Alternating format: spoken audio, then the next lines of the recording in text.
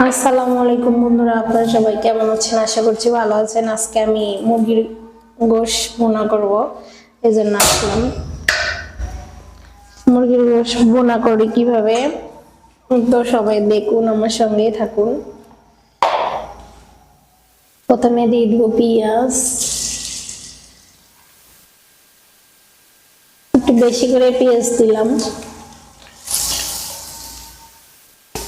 কারণ এটা শুধু পেঁয়াজ দিয়ে ভুনা করব।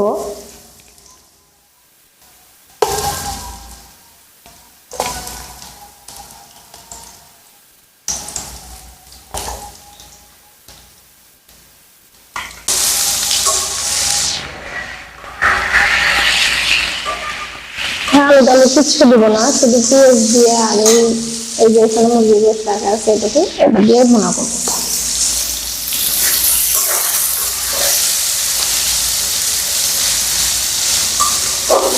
এখানে পেঁয়াজ গুলো আমি ভাজি দেবো না, লাল লাল করে ভেজে নেব।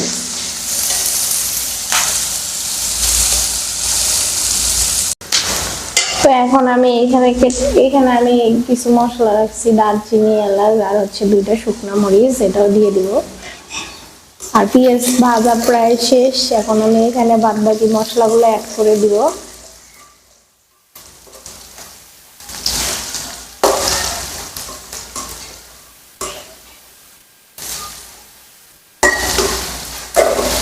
বেশি পেঁয়াজ, এর জন্য বেশি করে ভাজলাম,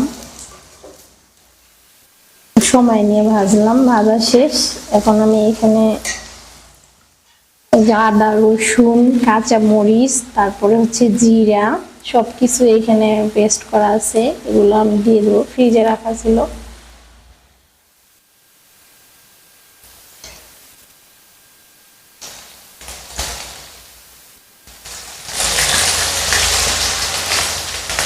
পরিমাণ মতো দিয়ে দিলাম।